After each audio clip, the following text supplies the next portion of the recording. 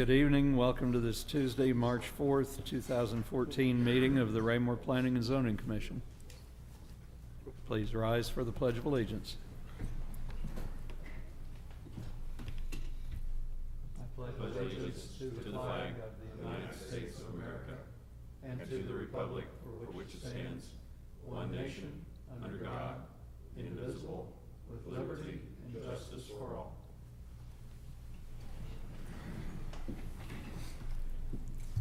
Please remember to speak into your microphone and make sure that it's turned on, green light. And we'll call roll. Commissioner Anderson. Present. Commissioner Burke. Present. Commissioner Crane. Present. Commissioner Fizer. Present. Commissioner Grodsky. Present. Commissioner Hanner. Commissioner Meiske. Present. Mayor Kirchhoff. Present. And Commissioner Faulkner is present. We do have a quorum. No personal appearances this evening. One item on the consent agenda, which is approval of minutes from our February 18th, 2014 meeting. Unless any of the commissioners have anything about the minutes that they wish to discuss, I would entertain a motion to either approve consent agenda or accept minutes of the February 18th Mr. Chair, meeting. Commissioner Anderson. I move that we approve the consent agenda as presented. Second. And we have a motion by Commissioner Anderson, second by Commissioner Meiske, to approve minutes of our February 18th, 2014 meeting as presented. All those in favor, raise a hand, please. Nate, 8 in favor, and none opposed, no abstentions. And moving right along, we have no items this evening under old business. In new business, we have 2 cases this evening. And as we go into these, I'd like to remind commissioners these are actually 2 separate cases. The first, case 14004, is a rezoning request strictly concerned with rezone, followed by case 14005, which is a preliminary plat. So unless you want to try to open both cases at once and discuss them together, I'd like to remind you, when we're working on the first case, it's concerning rezoning. So we'll talk about preliminary plat following that. And if the applicant would like to come forward and present your case, Mr. Otis.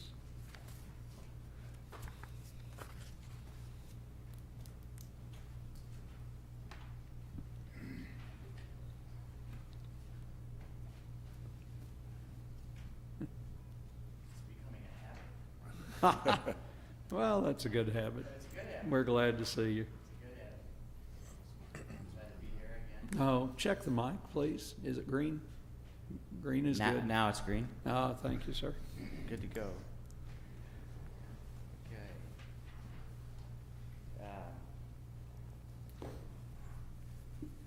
Sharks, I'm here to request a $10 million investment in 5% of my business.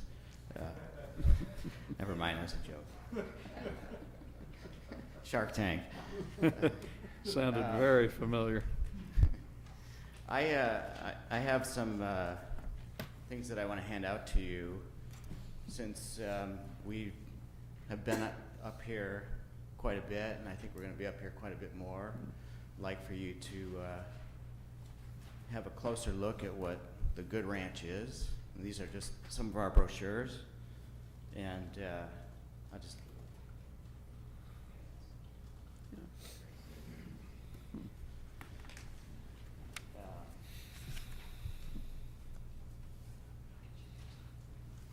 kind of shows you what, maybe in more of a personal level, what I believe our dreams are and what our dreams for a good community development would be, working together. The front is really is an aerial picture that shows the whole ranch, and it kind of shows the uses of it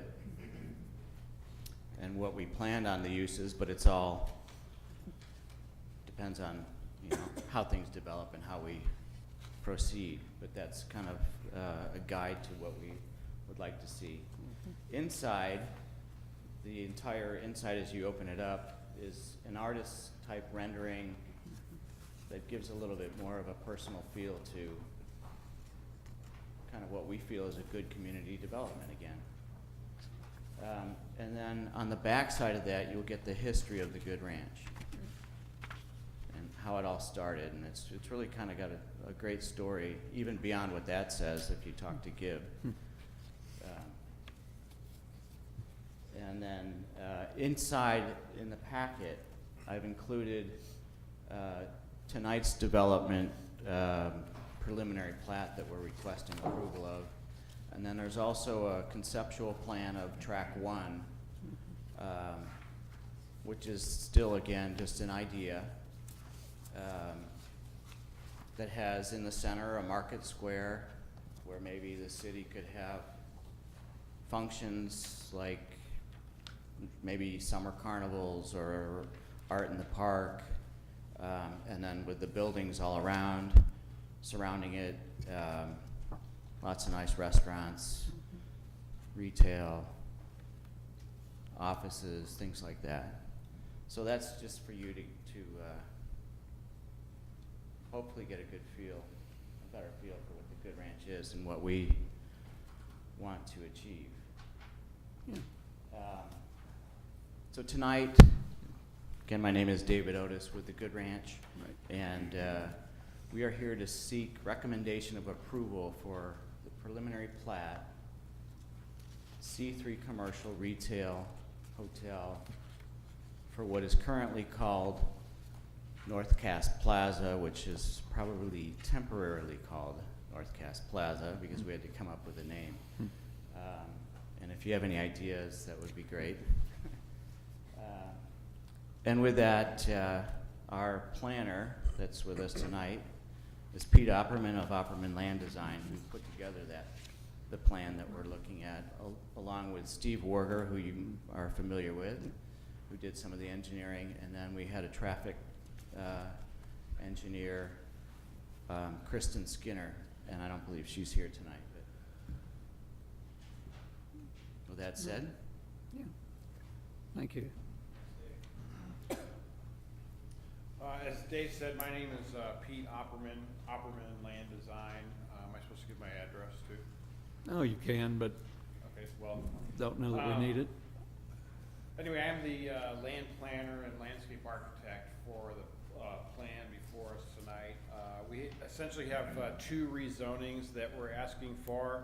As Dave said, the C3 is the area color rendering of. It's basically the maroon portion on that map over there, just south of North Cass Parkway, and it is 34.5 acres, and is a combination of like 3 hotel site pads, 3 restaurants, 2 banks, a convenience store, some retail shops, and then a combination of public and road, private road, and public open space.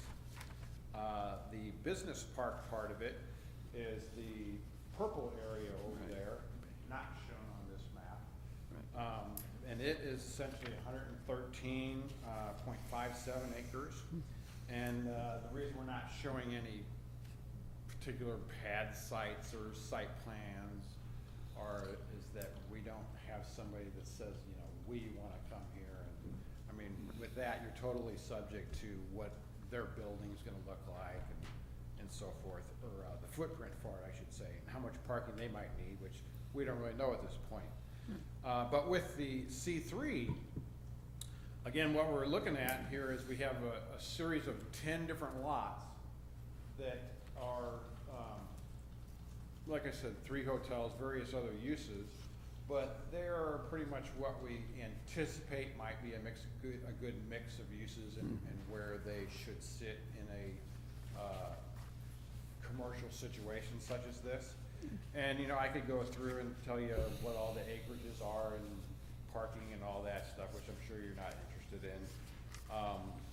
But there is a green space that comes up through the project, right up through here. And it is our intention to save all of that, and the only real disturbance that we're doing is where we have to cross the drainage areas with a road. In your stipulations, now I'm talking more the preliminary plat at this point, but in the stipulations, one of them it talks about that tract A shall be include the entire creek area. Right. Jim and I have discussed that, and we need to work out how that's going to work Yeah. without, because we know that we can. And if you wouldn't mind, since we have the 2 cases coming separately before us, would I'm not you supposed mind? to be talking about both of them. You know, I guess I should have known it was gonna happen, but, Okay. but if you wouldn't mind, Sure. I'd rather we dispense with the rezoning first. Sure. Okay, Well, thank you. With that then, I'll just say that we're in agreement with the Okay, staff's recommendations and stipulations.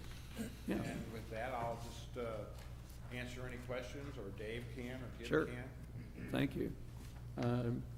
Questions about the rezoning case while Mr. Opperman is at the mic? No? Okay, Okay, thanks. thank you. And Mr. Cataret, if you would, give us the staff report on case 14004, please. Yes, sir, thank you.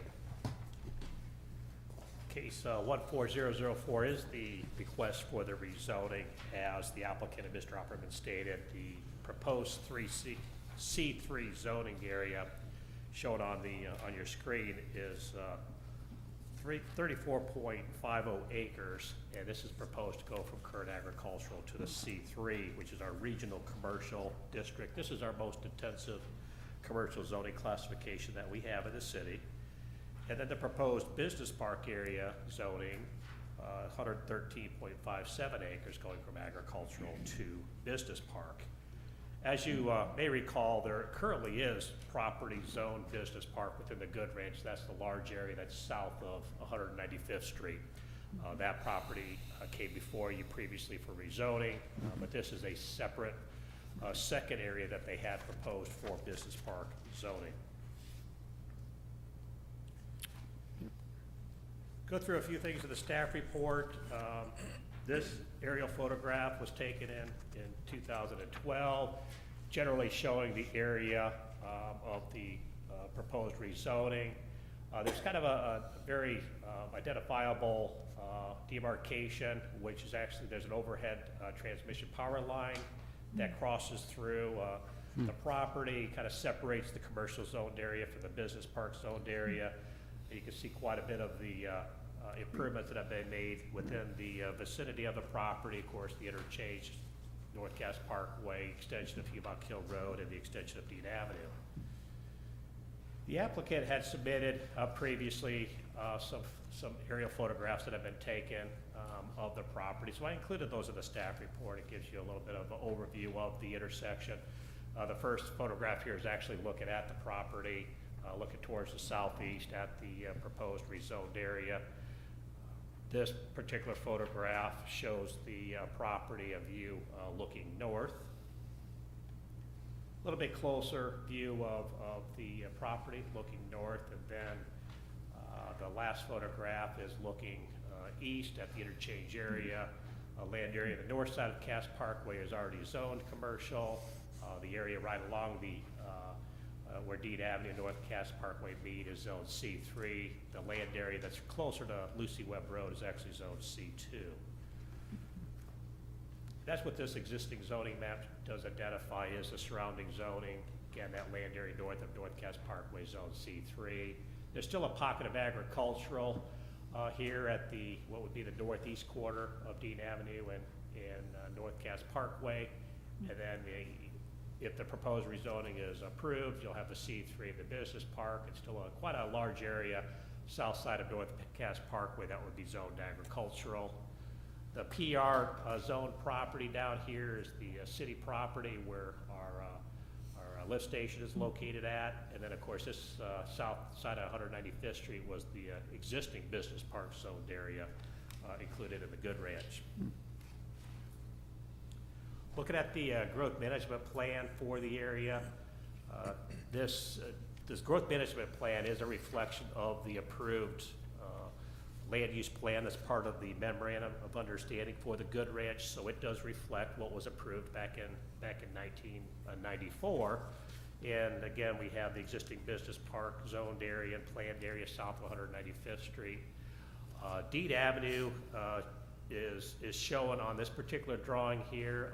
I will get into the proposed realignment of Dean Avenue, but it does show business park on the west side of Dean Avenue. It does show commercial business park on the north part of this area here, just south of North Cass Parkway. Going on with the growth management plan, I do want to identify there are 3 specific goals in our newly adopted GMP that do pertain to the request this evening.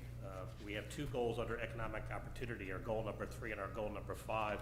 Both deal with developing a business park in Raymore and attracting new business to Raymore. And certainly the creation of the C3 and the business park areas would provide land area to attract commercial businesses and office and light industrial businesses to the area. So this proposal does meet those 2 goal items, as well as the physical development goal number 2, which talks about ensuring that adequate land area is available for a diversified commercial tax base. And specifically, the action step number 2 of that goal is to support rezoning of land area to commercial when in compliance with the future land use map. That is exactly what the proposal tonight is doing. Talking on the major street plan, our street classification map does classify Interstate 49 as an expressway. Both North Cass Parkway and Dean Avenue are classified as minor arterials. And then Fox Ridge Drive, which they propose on, at some point in time, it would be continued all the way over to Dean Avenue and then through the commercial area on the north side of Cass Parkway and then to actually intersect with Cass Parkway. The Fox Ridge Drive extension is not identified on the transportation master plan at this time. The proposed rezonings do require the public hearing that I want to enter into the record. The notice that we did publish for this evening's public hearing, as well as the notices that we sent to adjoining landowners as required by the code. Need to enter in our record our Unified Development Code, the application that was submitted, our growth management plan, and the staff report that was submitted this evening, including the engineering memorandum. Reviewing previous planning actions that have occurred on or near the property. Just briefly, this entire area was annexed into the city back in 1994. And then in March of '94, we did the memorandum of understanding with the Good Ranch. In 2002 is when the land area on the north side of what is now North Cass Parkway, that land area was zoned C3 and C2 at that time. The road improvements surrounding this property, such as the Dean Avenue extension, North Cass Parkway, Hubach Hill Road, were all completed in the time frame between 2008 and 2010. I noted the business park area in the south side of 195th Street. There was a change to our land use plan in 2010, as well as a rezoning to business park that occurred in 2011. And then most recently, we did have the application for a conditional use permit on land that is zoned business park on the south side of 195th Street, but that application was later withdrawn. Regarding the rezoning, there was a good neighbor meeting held back on February 13th. We had 7 individuals that were interested in the application at the meeting. The applicant was there, discussed the proposed rezoning. There were questions regarding the proposed uses that had been identified on their preliminary preliminary plat, as well as some discussion on the time frame for when Dean Avenue would be constructed all the way down to 195th Street. The engineering division did submit a memorandum regarding the provision of adequate facilities for this project. That's included in the staff report. And going through a few of the staff comments, the property has maintained its agricultural zoning in accordance with the memorandum of understanding. The way that agreement is that when the developer or the property owner is ready to move forward with rezoning, at that time is when it would change from its agricultural zoning. The preliminary plat, as we've talked about, was filed coincident with the rezoning application, and that application would be considered next on your agenda. Just a reminder on the C3 zoning, again, that's our regional commercial district. It is the most intensive zoning that we have for commercial uses. It is intended to draw users not only from the Rainbow area, but also from the entire Cass County, northern Cass County, southern Jackson County areas. The C3 district does consist primarily of large-scale developments, does have the potential to generate significant automobile traffic. Again, that what factor was taken into account when the roadways for North Cass Parkway, Dean Avenue were all planned, is that we knew what intensive uses were going to go into the area, and the roadway was designed accordingly. The business park zoning classification is intended to accommodate offices, research and development facilities, and very limited light manufacturing facilities. In your code, in your staff report, I did include an excerpt from the code regarding what uses are allowed in the C3 in the business park district. Then I also included the bulk dimensional standards, so when a project comes forward, you'll see what the lot size and setback requirements, building coverage requirements would be for development on those lots. I want to note that this proposed rezoning area is located within the territorial jurisdiction of Public Water Supply District Number 10. There is an agreement that was done in 2002, amended in 2010, regarding the provision of water within this particular area.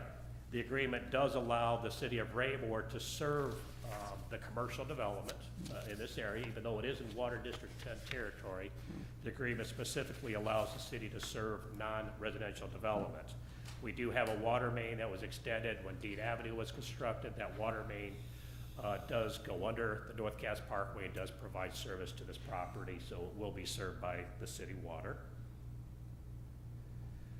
I want to note on the land use plan that was approved as part of the Good Ranch, again, it contemplated the commercial and business park development that is proposed to occur in the area. If I could move to the map here.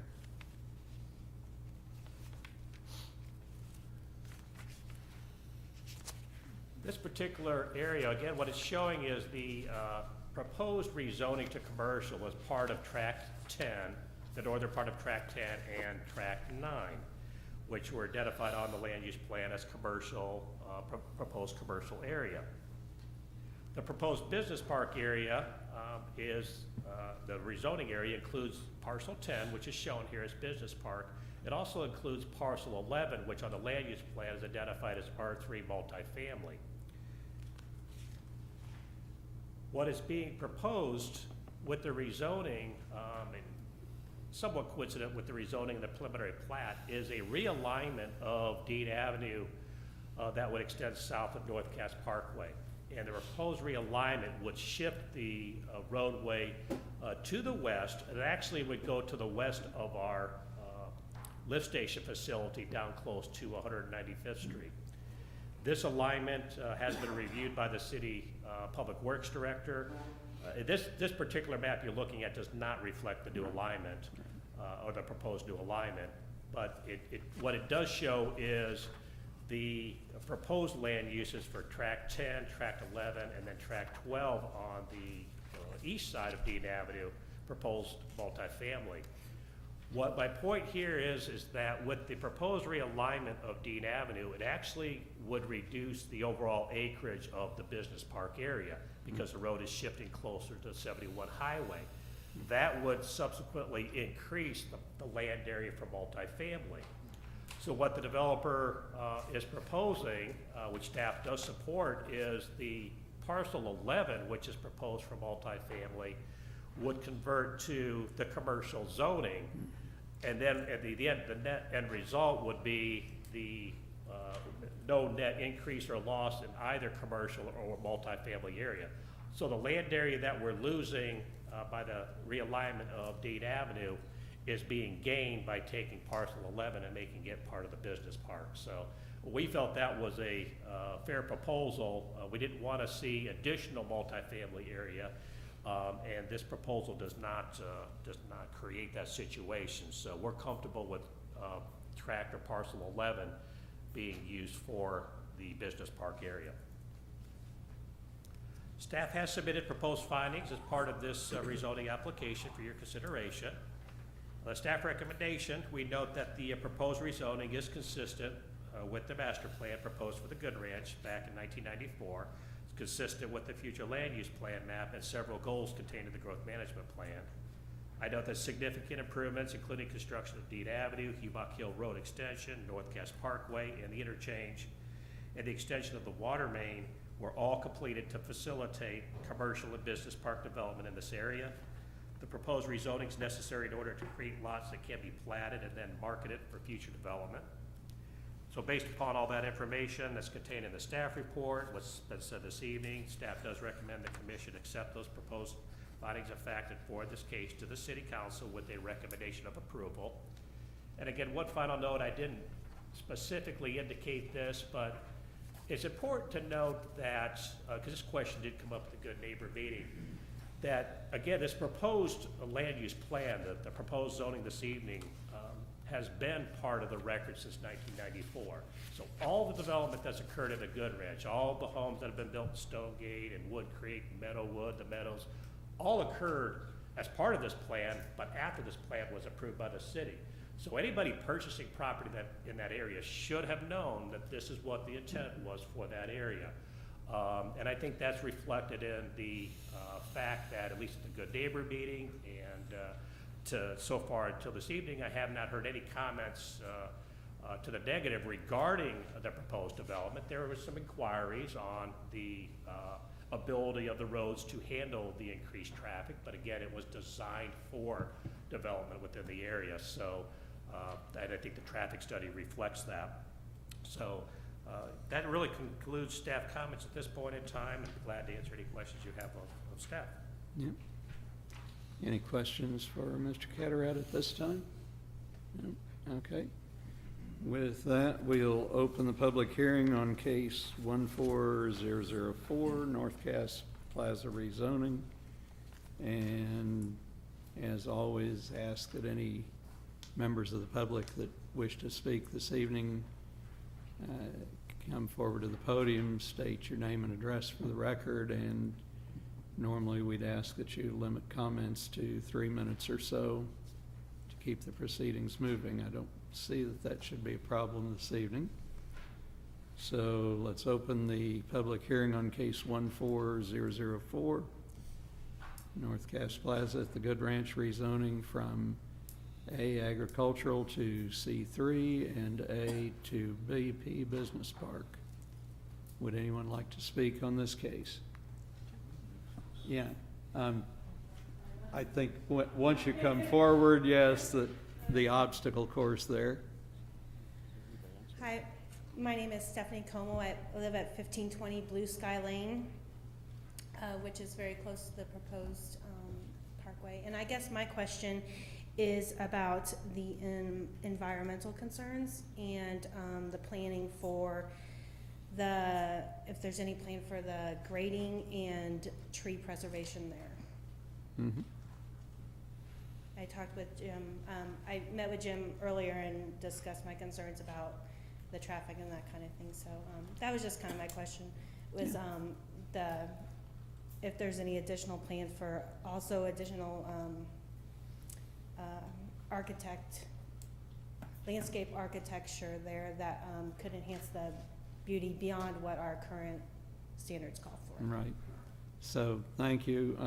Once again, let me take a moment to point out we have two cases back to back this evening. The first is a rezoning. The second is actually a preliminary plat, and preliminary plat actually is the more appropriate place to address landscaping and a lot of those concerns. So don't get upset with us if we don't address all of them just yet. We'll have another opportunity shortly.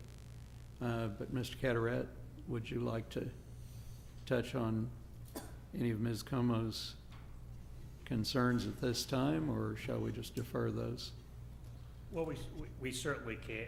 Both of those items that I wrote down will come up as part of the preliminary plat discussion, but perhaps I would probably call on the applicant if they have any comments, if they want to Yeah. respond in any way to that. Sure. Mr. Opperman? We'll sneak into both cases here, I'm We sure. can talk about it during the preliminary plat, but at this point, I'll just say that we all involved in the Good Ranch realize the importance of taking care of the environment, saving every possible tree that we can, because every tree we save adds value to whatever it is that we're building. Right. And so anyway, we care about that too. Yep. And if you look at the plan, we've already, I mean, it's a conceptual landscape at this point, but at the time of each final plat, there would be a final landscape plan that either meets or exceeds the city landscape ordinance. And it'll all make sense and all go together. Yeah. So Thank now- you. Yeah, for now. Thank you. We're never shy about running you back and forth. Would anyone else like to speak on case 14004, the rezoning request? And seeing none, I think I'll close that public hearing and open the floor for discussion by the commissioners. Chairman, Mr. Zer? now that we've closed the public hearing, a chance that I could provide the proposed preliminary plat to Ms. Como for her review during this Oh. time period. I wouldn't see a problem with that, but I don't think she's had the chance to see that. No, It's hard for that's- her to do so from behind the chair. If you don't mind, I was trying to see that's probably the easiest one right there.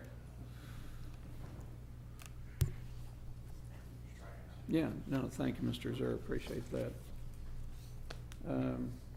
Commissioners, any questions or comments specifically about the rezoning request for the applicant or staff? Mr. Chair, Commissioner Anderson? I would like to pose a motion. No, sure, you may. All right, I move that we accept the staff proposed finding of fact in Ford Case 14004 to the City Council with a recommendation of approval. Second. And a second by Commissioner Burke. Let's see if I can repeat this fairly well. So we have a motion by Commissioner Anderson, second by Commissioner Burke, to accept staff proposed findings of fact in forward case 14004 to City Council with a recommendation of approval. Sound right? Is there any further discussion on this case? No questions? Yeah, all right. Seeing none, the motion is to accept staff proposed findings of fact, forward case 14004 to City Council with the recommendation of approval. All those in favor, raise a hand, please. 6, 7, 8. Keeps it simple, thank you, and that's 8 in favor, none opposed, and no abstentions.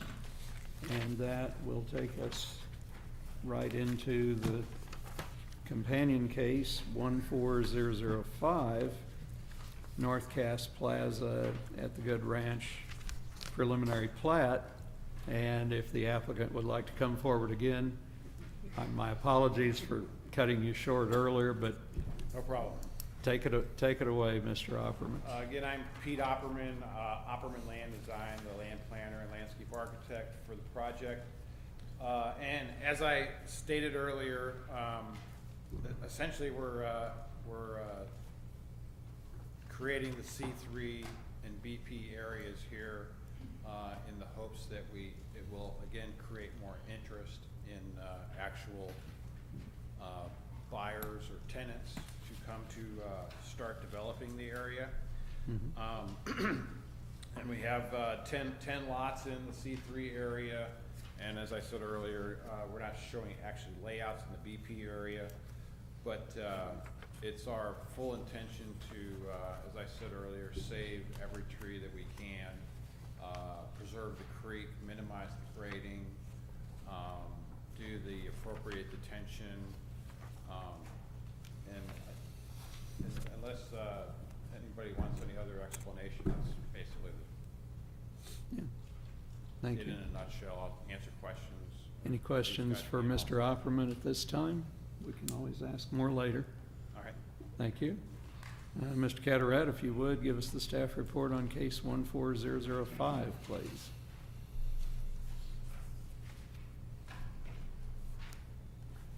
Yes, sir, thank you. The case 14005 is the request for a preliminary plat for the project known as North Cass Plaza. Again, that's for the area proposed for the C3 and the Business Park zoned area. I already shared a lot of the information with the rezoning regarding the property itself, so I won't repeat that. But under our growth management plan, I just want to identify, again, two of the goals that were stated under the rezoning are carried over to the preliminary plat, but there's actually a third goal for the preliminary plat that comes out of our physical development key planning area. It is a goal to support creation of a master plan for the land area around the interchange, and certainly this proposal this evening partially achieves that goal, in that they're trying to do a master planned area for the south east corner of the interchange, and again, that does meet with that goal that we had established. The request for a preliminary plat does require a public hearing. It was advertised for this evening. I do need to enter into the record the notices that were mailed to the adjoining landowners, the notice of publication in the Journal, the Unified Development Code, the application, our growth management plan, and a staff report. And again, this was a topic for the Good Neighbor meeting. We held it jointly with the Good Neighbor meeting for the rezoning. And again, the comments at that meeting were somewhat centered on the uses for the lots and again, the timing of improvements. Some of the neighbors that were there were from a subdivision off of 195th Street, and so they were interested in when Dean Avenue was going to be continued all the way down to 195th Street, which, as the applicant indicated, that would occur as development occurs. Very unlikely that the entire road would be put in at one time. It's more likely that it would be put in phases. But again, that topic covered at the Good Neighbor meeting. And the engineering division memo does cover comments regarding facilities for the preliminary plat. Under staff comments, again, I provided the bulk and dimensional standards for both the C3 and the Business Park zoned area. This preliminary plat was reviewed as if that zoning was going to be in place. I already identified the provision of water and the from the city for the property. I do want to note on sheet 3 of your plans, it does indicate that there is a floodplain within the preliminary plat area. Again, this is just information generically taken from the FEMA floodplain boundary. There is a possibility that that floodplain line will change as development here occurs because of crossings that will occur of the stream, both for Dean Avenue and for Fox Ridge Drive, as well as provision of some detention in the area. So I noted that as part of your staff report, kind of highlighted what the FEMA floodplain map currently shows, just you'll be able to see how it does flow through the property currently. Again, that's likely to change based upon improvements that are going to be made in the area. I do talk about Tract A, which is adjacent to Lot 5. Tract A is proposed as common area for the project, and it was identified on that land use plan map back in 1994 as an area that would be dedicated to the city. And so the developer has actually created 3 tracks, Track A, B, and I think it's A, B, and C, I believe. Tract A being the one, again, that's adjacent to Lot 5. And my only comment here at this time is that a lot of the floodplain area currently does kind of extend on to Lot 5 of the preliminary plat.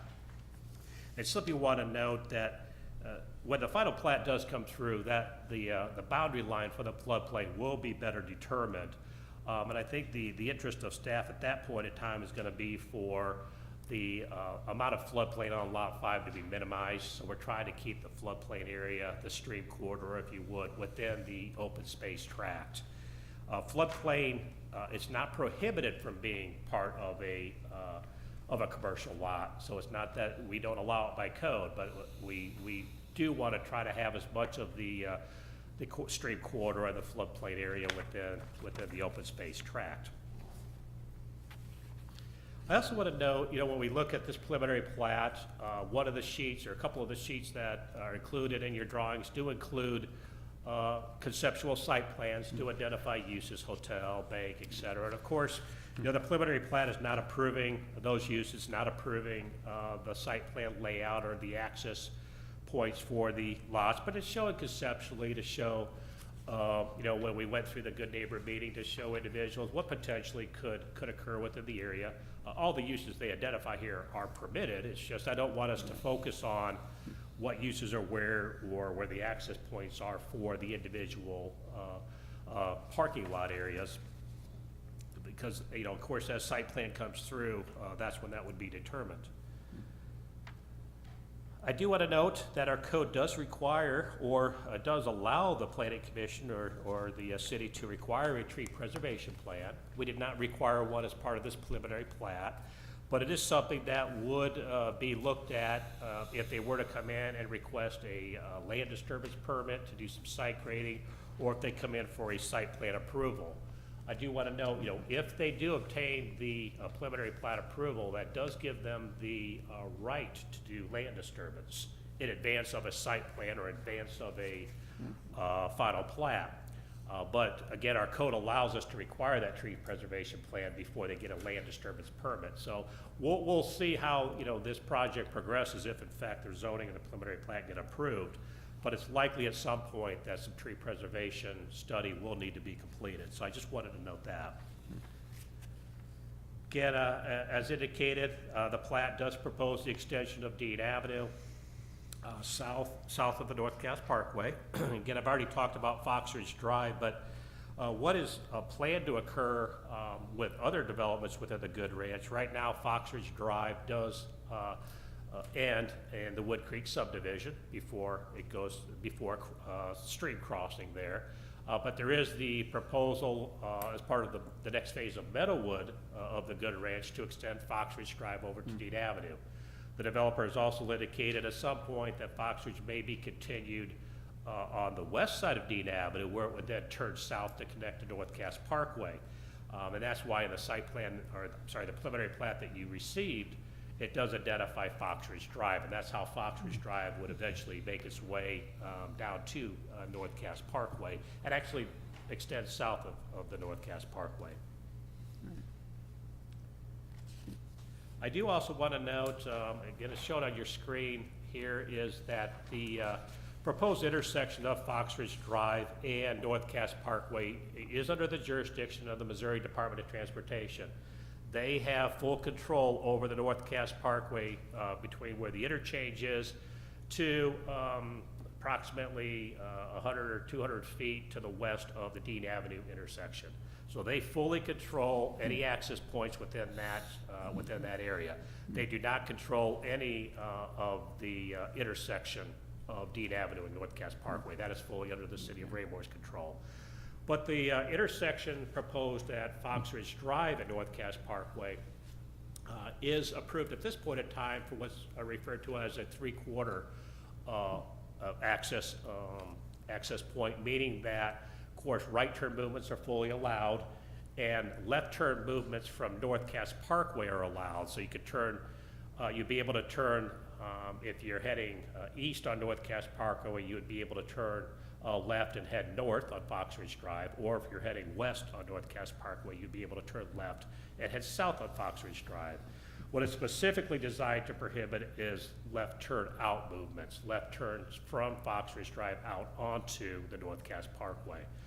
That is currently what is approved by MoDOT, and that is what is reflected on this particular preliminary plat. I do want to note that, again, the applicant has a right to petition to MoDOT to try to gain full access, because initially there was no access shown there. So they were able to get this 3/4 access approved, and there's a possibility that would be pursued, but again, that's under the control of the state. So we would accept whatever decision they would make regarding their right-of-way.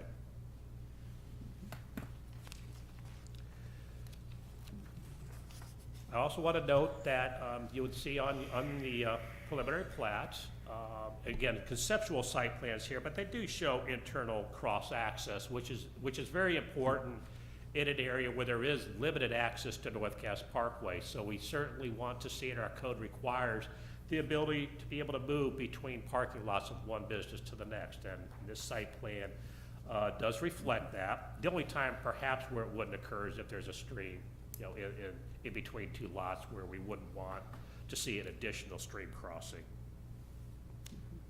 I also want to note regarding internal movements and the roadway designs that the South Metropolitan Fire Protection District does review all the preliminary plats, and their comment is a standard comment that they make, where they certainly want to see the ability of any roadways that are constructed, and certainly any parking lot areas and the private drive that's proposed through here to be able to handle the turning movements of their vehicles, which would be determined and finalized when they come in either with a final plat or a site plan. So we certainly always keep that in mind as we are reviewing these projects.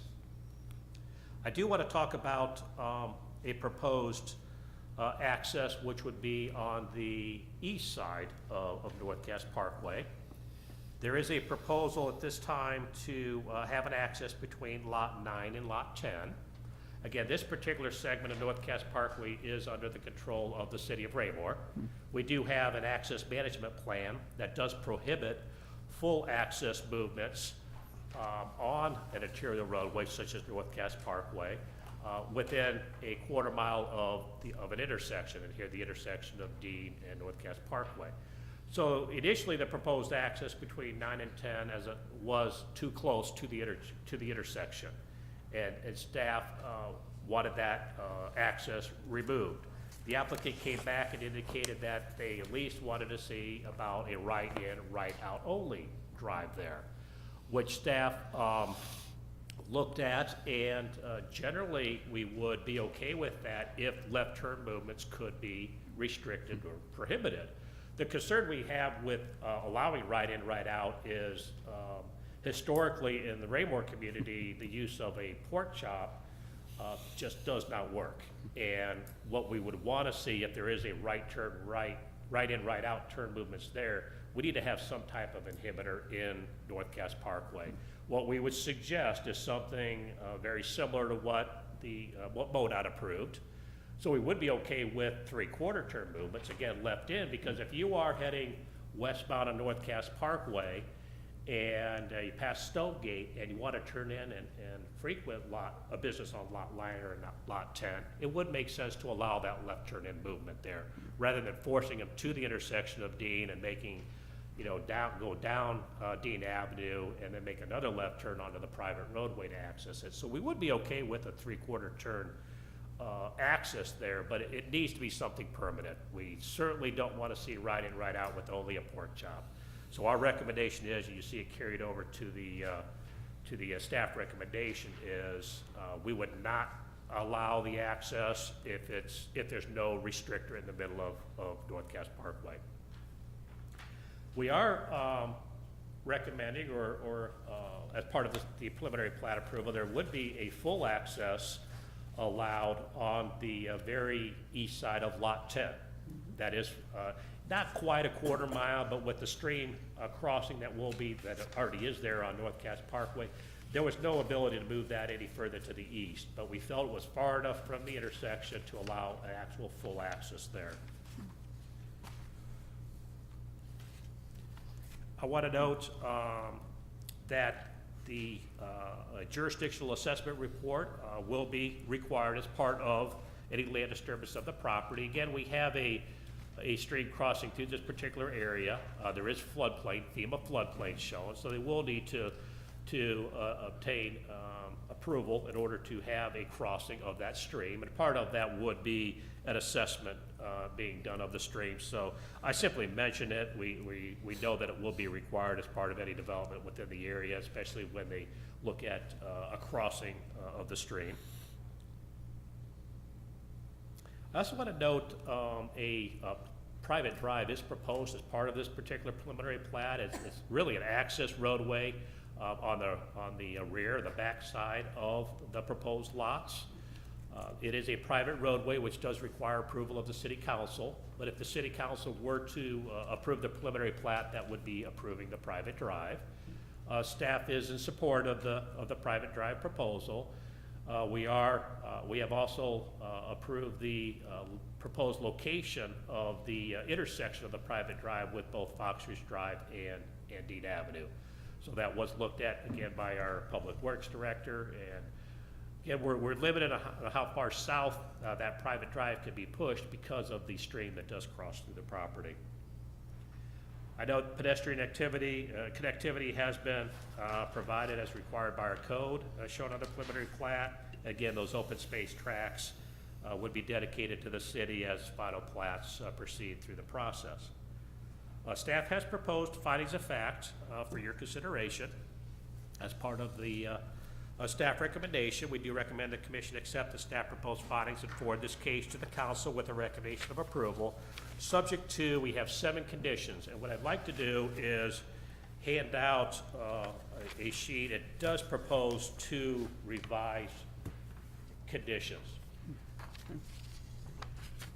We are proposing to change language of condition 5, and then as I noted in the staff report for condition 7, when we issued this report, we had not received a revised traffic study, so we wanted to kind of put a placeholder in the conditions because we needed to see what the revised traffic study reflected regarding what was going to be needed for any improvements within the area based upon development of this preliminary plat.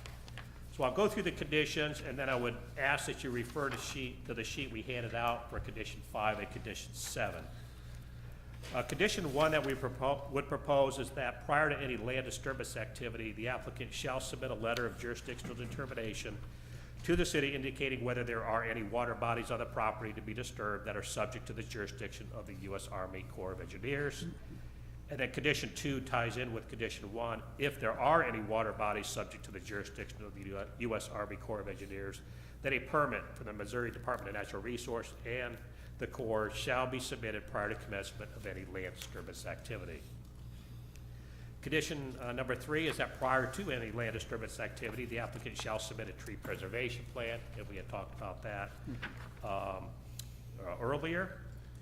Condition 4 goes to the access on North Cass Parkway. Condition 4 reads, no access to North Cass Parkway shall be allowed between lots 9 and 10 unless northbound left turn movements onto North Cass Parkway are restricted through the use of a median or other permanent traffic inhibitor located in the center of North Cass Parkway. I note that this indicates no median or other traffic inhibitor shall be placed without approval of the Raymore City Council. That is a requirement of our city code. If City Council denies the use of a median or other permanent traffic inhibitor, then the access between Lot 9 and Lot 10 shall not be allowed.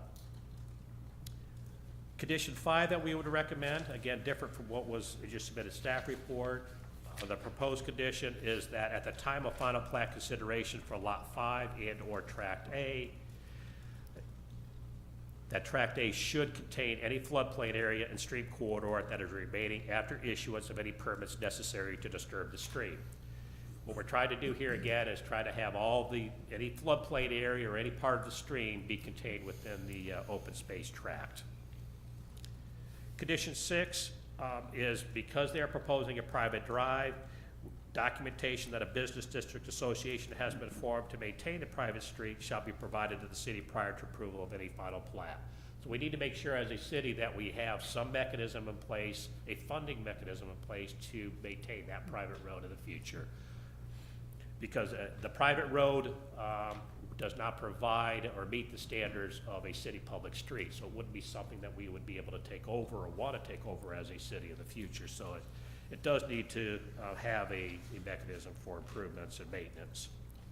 Then condition 7, again, after we looked at the revised traffic study, we proposed condition 7, which reads, understanding the need for a future traffic signal at the intersection of Dean Avenue and North Cass Parkway, the property owner shall participate with the city to develop a plan to fund the installation of the signal. The plan shall incorporate funding being secured for the property owner and/or inclusion in a financial incentive package for development upon land near the intersection. What we wanted to do with this condition was somewhat of a placeholder in that the traffic study that was done for this preliminary plat, after, if you're looking at full build out, did not require a traffic signal at the intersection of Dean and North Cass Parkway as based upon the uses they've identified here on their preliminary plat. So if the uses were changed to more intensive uses, certainly a traffic study would be looked at being required depending upon that development. The point here being is that we know a traffic signal will be required there at some point in time, and the traffic study did indicate at full build out of the area that a signal would be required there. So we want to make sure that anybody purchasing property within the area, that the current property owner, developer, the city in general know that we do need to work on a plan to fund a signal at that intersection in the future. So we simply want the property owner to work on a plan with the city, and then again, when the traffic demand dictates a signal needs to be there, that we have the ability to fund that signal, we being a partnership.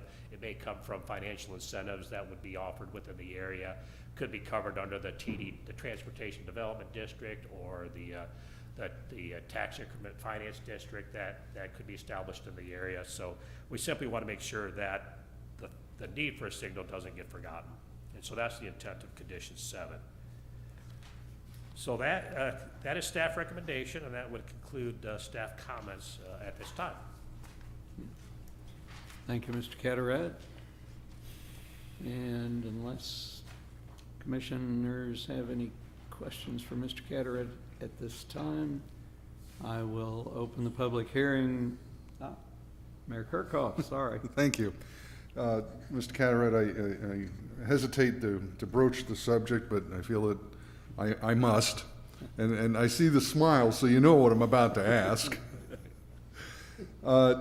Given the flow of traffic there and the use of a signal, it would seem appropriate because of the sight lines. Would an alternative traffic control device, also known as a roundabout, be appropriate there? I can begin the discussion. We may have the Assistant Public Works Director add to my comment, but the traffic volume, the ultimate build out of the entire Good Ranch development and the traffic volume there may be too much for a roundabout to occur there. I don't know that it's even been looked at, but I know the traffic volume is going to be pretty significant there in the future.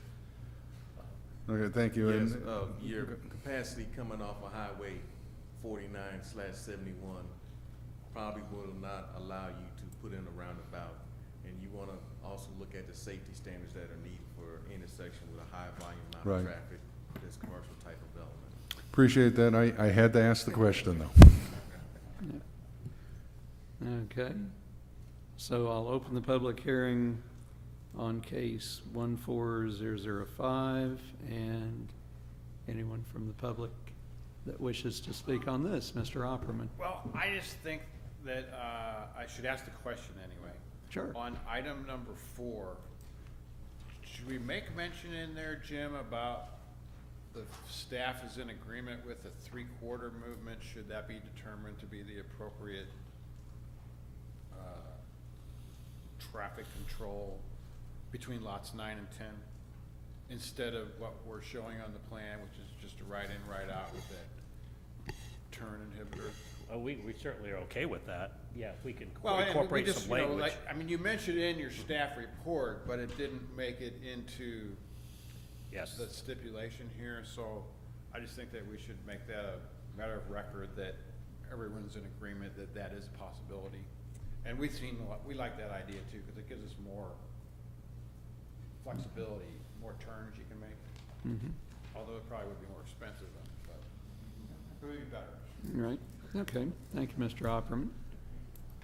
And again, anyone else from the public that wishes to speak on this case? Did we address questions about tree preservation already? Thank you. Hoped we would, but still. Anyone else from the public that wishes to speak on case 14005, North Cass Plaza, Good Ranch preliminary plat? And seeing none, I'll close that public hearing and open the floor for discussion by the commissioners. And Mr. Mayor. Sorry, I just wanted to remind myself not to stop looking all the way down there.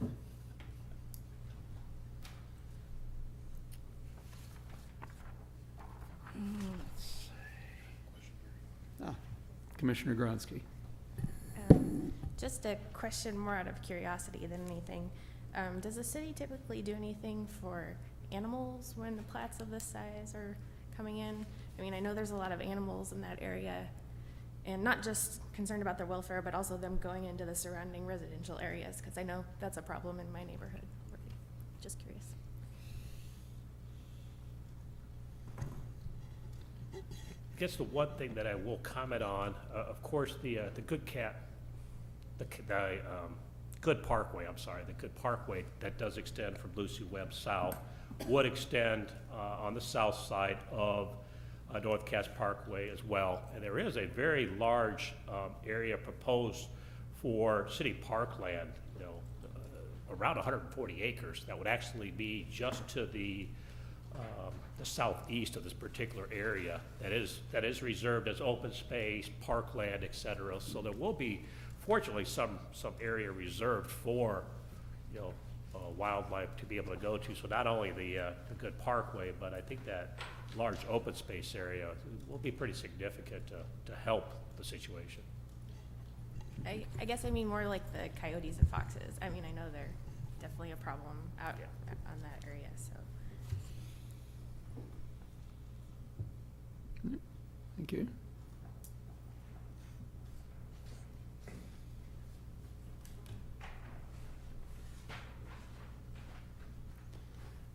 Okay, I have a couple of questions. And Mr. Catareccio actually may have already answered one of these with the revised proposed condition 5 about floodplain area in lot 5, but I was wondering, and this would be for Mr. Eanes as well, I was wondering what would stop the developer from actually regrading or moving that waterway from where it is currently into Tract A to square off the lot, if you will.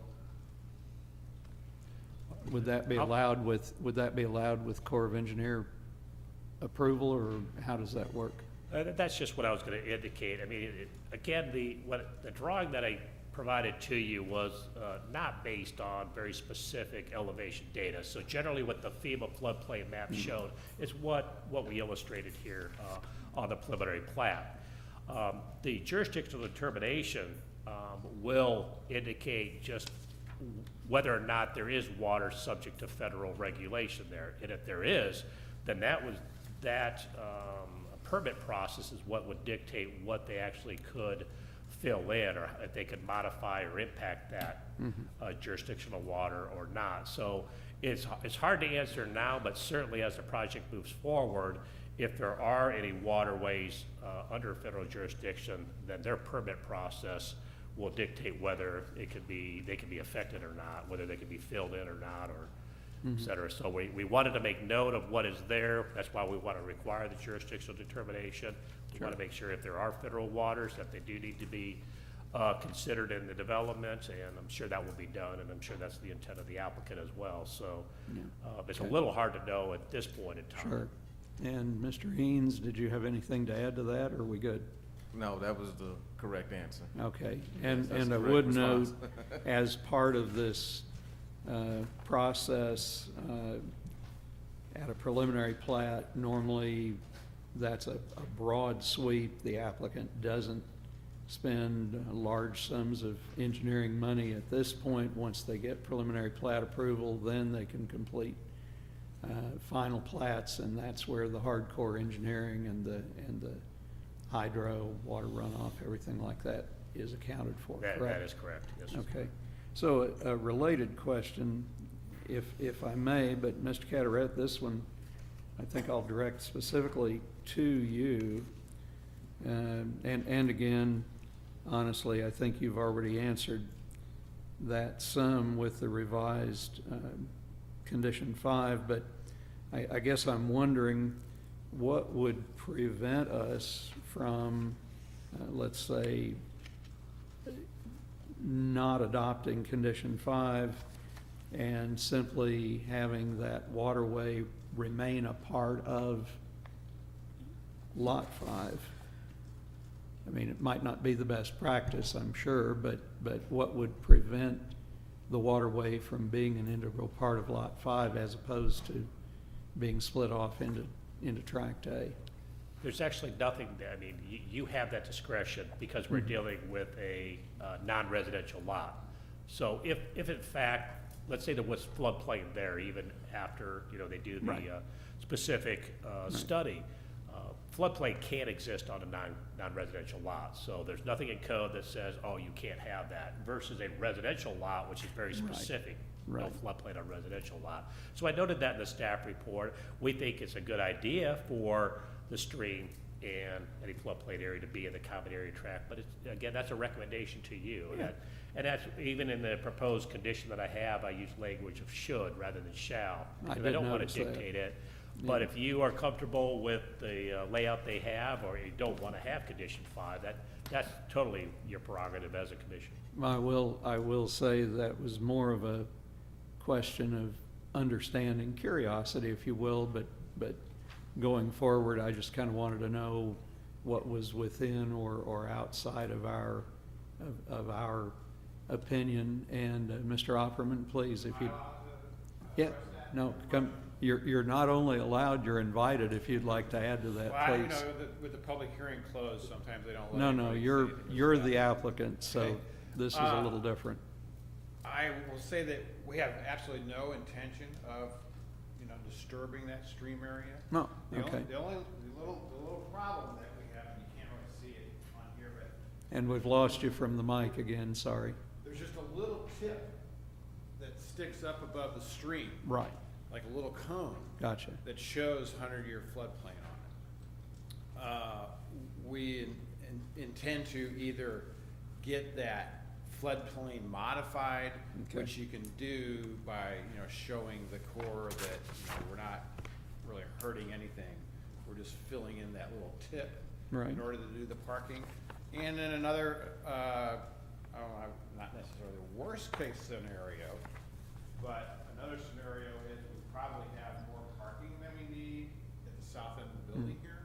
We could just almost eliminate all the parking stalls on the south side of the bank and then push that drive up. Right, So, that's why I didn't originally include it in track 5, because then everything starts being affected by setbacks.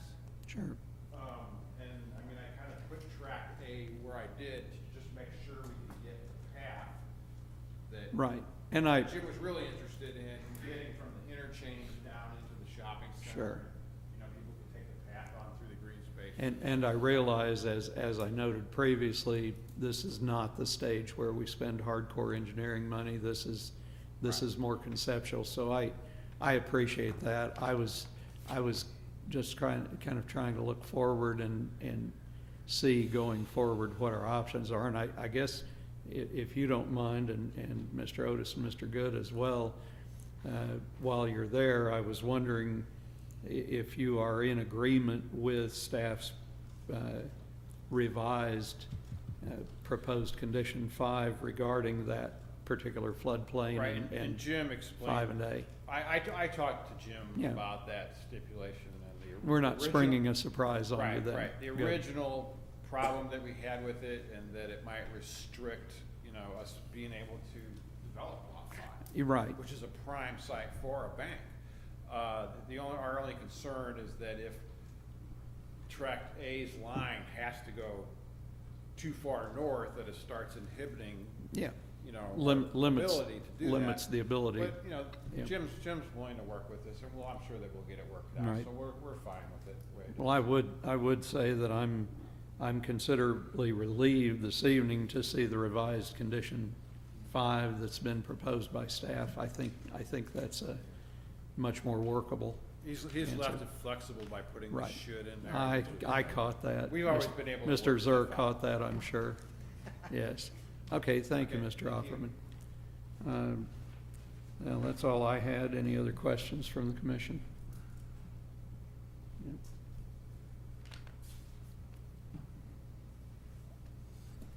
Mr. Chair, Commissioner Anderson. I'll make a motion. Okay, Move that we accept the staff proposed findings of fact in Ford Case 14005 to the City Council with a recommendation of approval, subject to the following 7 conditions, inclusive of the 2 revised conditions. Second. Second, sorry. yeah. Didn't quite come out of my mouth. No, that's all right. I was still furiously.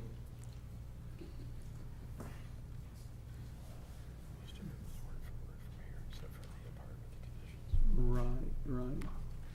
So we have a motion by Commissioner Anderson, second by Commissioner Burke, to accept staff proposed findings of fact and forward case 14005 to City Council with a recommendation of approval, subject to the 7 conditions noted, including the revised conditions 5 and 7.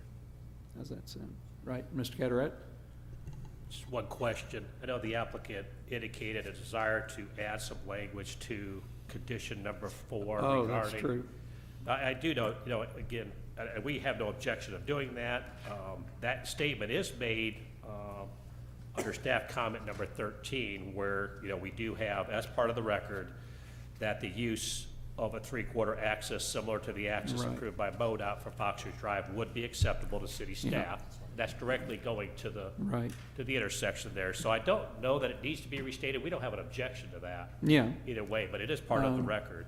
I did note it earlier, liked Mr. Opperman's suggestion, just because it consolidates it, but I'm going to leave that up to Commissioner Anderson and Burke, whether we revise that or not. Yeah, same note, so that's why I did not consider it in the motion.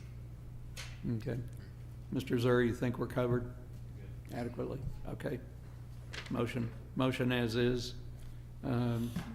Any discussion by the commissioners?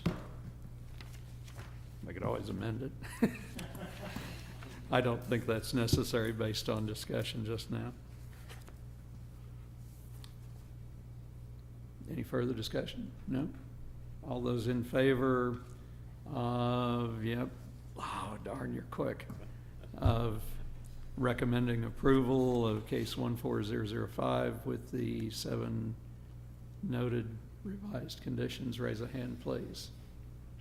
4, 5, 6, 7, 8, and we have 8 in favor, none opposed, no abstentions. Thank you very much.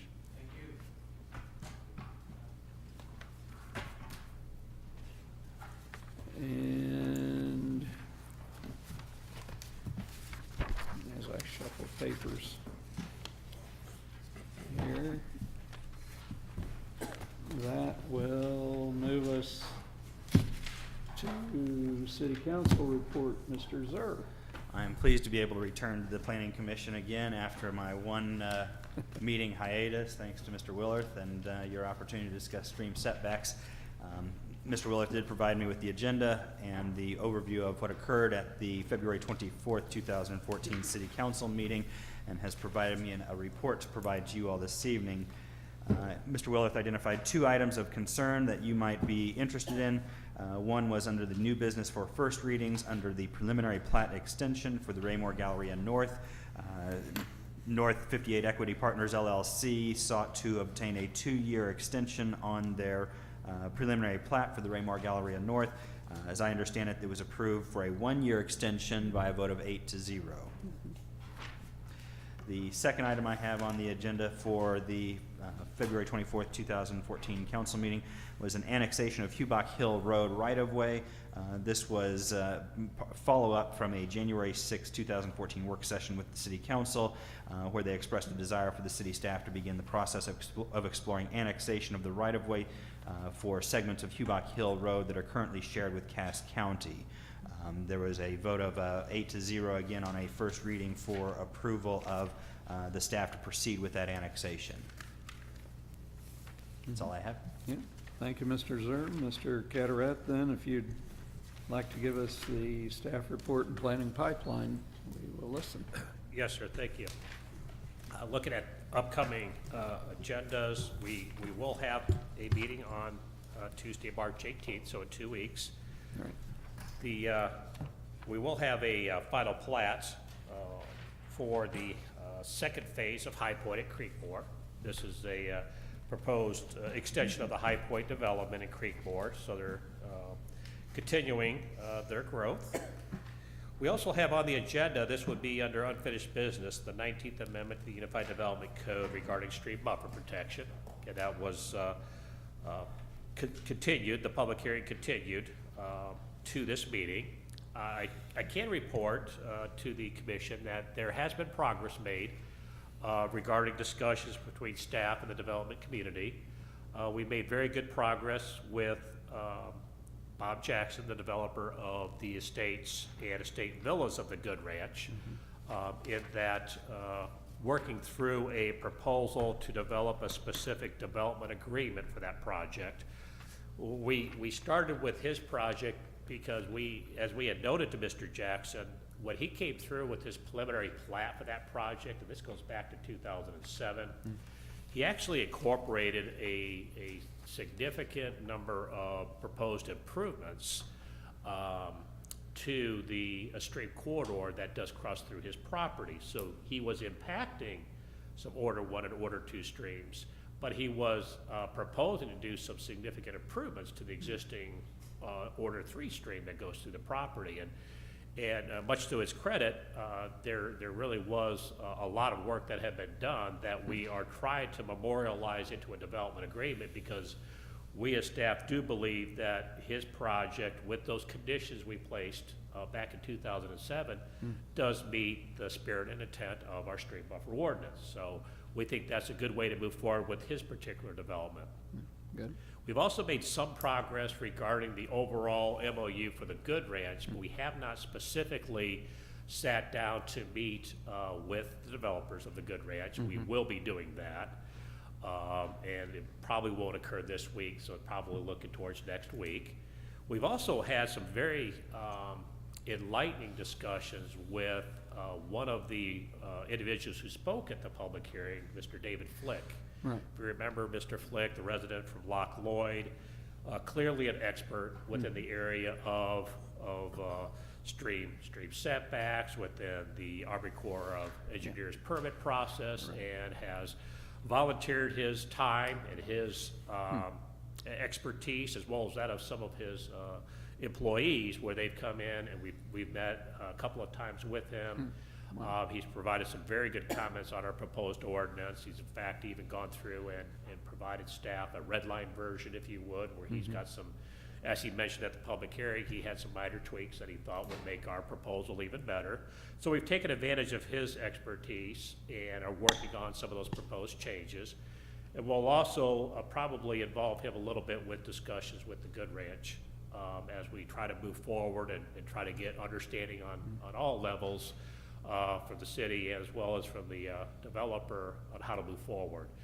So what we're gonna propose is at your March 18th meeting is to ask for a continuance to April 15th. That way we Okay. can have everything kind of wrapped up, if you would, to be able to reopen the public hearing and proceed with discussion at that time. So it has to stay on your March 18th agenda. Right. Because it was continued to that date certain.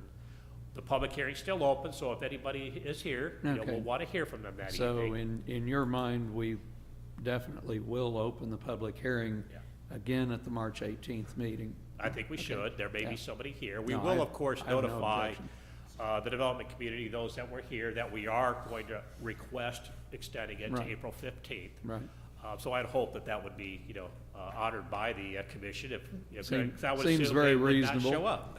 Seems very reasonable unless we come in and all vote no, not to continue, but we'll see. But we have made good progress, so I That's think good that to was the hear. intent. Yeah. 30 days just wasn't enough. I should have said 60 to start with, but Yes, well, I wondered, I remember kind of challenging you, I think, on that, or one of the other commissioners might have, but it kept us on Yeah. task. it's good to stay on point. Kept us Okay, focused. But that's yeah, great. so, at that particular meeting, those will be the items. We'll have that final plat for you to consider, and we'll ask for continuance, to the April 15th meeting on stream buffer protection. Right, We do not have anything currently scheduled for your April 1st meeting. I don't anticipate anything being scheduled, but we'll know a little bit better by the time March 18th meeting is here, if we do have an item of business for that agenda. that's fine. Good to And- have a plan. Then, just a second item, when I distribute the packets for your March 18th meeting, I will include in your packet a updated version of our Unified Development Code. Hopefully, everybody does have, you know, a binder or something which does contain our Unified Development Code. With the amendments we've done, you know, the 16th, the 17th, and 18th amendments that we recently went through, Ms. Johnson did go through and update the master document, and it does Sure. affect multiple chapters in the code. So I think what we'll do is, I'll just print off the entire UDC, that way you can just Okay. eliminate and insert the new code, and you'll be up to date, at least until the 19th Amendment. Well, and I would note, not that I have any connection with Abitibi, but I would note that there are Abitibi paper recycling bins, both east on 58 Highway, toward, what is that, Sunrise, I guess, or somewhere in there, before the Freedom Stop. Yes. This side of Freedom Stop, there on the south side of the road, as well as an Abitibi bin over in Belton between Radio Shack and Lord of Love Lutheran. I don't think there's one over here at the Christian Church at Foxwood Springs any longer, so those are the only two I remember. However, the Town and Country recycling bins are also happy to take paper, so do the right thing. Let's not kill any more trees than we need to. But there are opportunities, and I think we'll appreciate that for our convenience in trying to keep our code books up. Thank you, Mr. Carteret. Yes, sir. And I thought, again, you know, with the amendments that we've gone through, it's very important that all of us have that up-to-date code. So, you know, sometimes we can insert just a chapter that we've amended, but this Yeah. one kind of affected a lot of Yeah. different areas. So, that will be in your packet for Great. your March 18th meeting. Yeah, I believe that's all staff has that at this Great. time. Thank you. I'll open the floor for public comment, if you wish, and seeing none, we'll move on to commission member comment. And Vice Chair Burke, if you don't mind, I think I'll start with you this evening. I want to wish everybody a happy Mardi Gras. And I heard a song today, Mardi Gras in Kansas is not exactly the same as anywhere else. And then also, since I will not be in attendance for the March 18th, happy St. Patrick's Day in advance for that as well. Thank you. Right, and we'll have to keep an eye on attendance for that meeting. Commissioner Anderson. No comment this evening. Thank you. Okay. Secretary Crane No comment. and Commissioner Grodzki. No comment. Everybody wants to go home. Is there something good on television? Commissioner Pfizer, No comment. Commissioner Meiske, No comment. let's see. I'm sure we're gonna break the trend here. Mayor Kirkhoff. Well, given that nobody else has any comments and we have plenty of time, I will have no comments tonight. Oh, goodness. Well, I'm going to thank staff again for your help, your support. Appreciate it. It helps us do our jobs, and I appreciate the public input and the developers team being available for questions. It all helps, and I think we are able to do a better job because of it. And having nothing further to say this evening, I would entertain a motion to adjourn. Mayor I move we Kirkhoff? adjourn. Oh, okay, well, that was Commissioner Crane, second. I'll second. And that was Commissioner Meiske. The silence was All those in favor, raise a hand, please. And I think I saw all 8, thank you. And it's 8 in favor of adjournment, none opposed, no abstentions. First time I ever saw this. We'll see you in 2 Speechless. weeks. Speechless, huh? Yeah.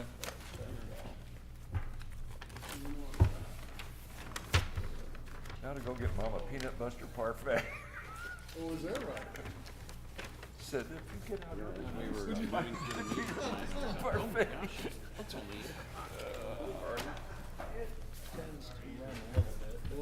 Tell her to enjoy.